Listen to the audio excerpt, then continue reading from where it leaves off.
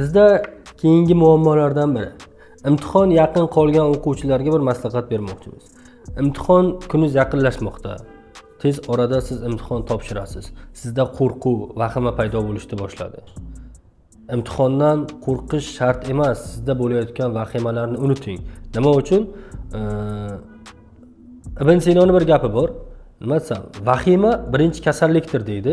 Xuddi shunaqa narsa. Vahima qilishni to'xtating, qo'rquvni to'xtating. Oddiygina xonaga hamma qatori siz ham kirib imtihon topshirasiz. Sizdan oldin ham topshirishgan, sizdan keyin ham topshirishadi. Bu hech qanaqa qo'rqinchli joyi yo'q. Siz nima uchun qo'rqyapsiz bilasizmi? O'zingizdan tayyor emasligingizni bilasiz. Ana o'shanda haqiqiy qo'rquv paydo bo'lishni boshlaydi. Siz qo'rquvni yo'qotmoqchimisiz? Avval o'zingiz tayyor bo'ling. Jangchini qilichi, sovuti yoki qalqoni bo'lmasdan jangga kirsa, u qo'rqishni boshlaydi. Nima uchun? Uni jang qurollari yo'q. Ana o'shandagina sizga ham xuddi shu muammoni aytmoqchiman. Demak, imtihonga kirishdan oldin siz avval qurolingizni shay qiling.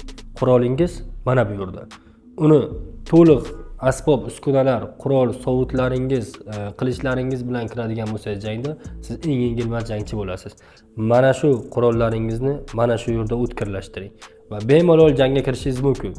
Lekin aytmoqchi bo'lganim, natijaga oz qolayotgan vaqtda siz o'zingizni ruhan tayyorlab oling. Ruhan tayyorlashning eng yaxshi yechimi siz uchun bitta foydali fikr aytaman. Eng yaxshi ruhiy dalda bu ota-onangiz va ustozingiz sizga beradigan duosidir. Mana shu narsa sizdagi bor narsani yo'q qilib yuboradi. Ya'ni siz xotirjamsiz.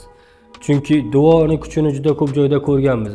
Hech qanaqa tayyorgarliksiz, shunchaki ota-onaning duosi va ustozning duosi bilan natijalar qilib yurganini, o'qishga kirganini yoki sertifikat olgan o'quvchilarni biz bildik.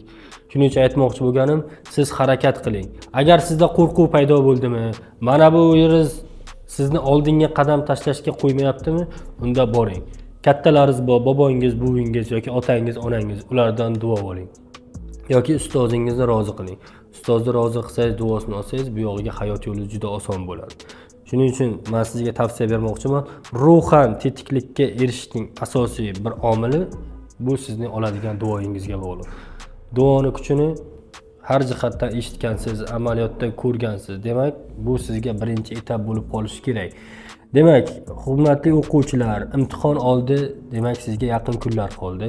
Men o'quvchilarim uchun ham yaqin kunlar yoki boshqa sefer, ingliz tilidan IELTS yoki boshqa fanlardan imtihon topshiradigan o'quvchilarga maslahat. Natijangizni bardavom qilish uchun doim duoni unutmang. Kattalarni rozi qilish, ustozlarni rozi qilish bu hayot yo'lingiz uchun eng yaxshi yo'l hisoblanadi. Shuning uchun bugunoq shu ishni qoldirmasdan qiling.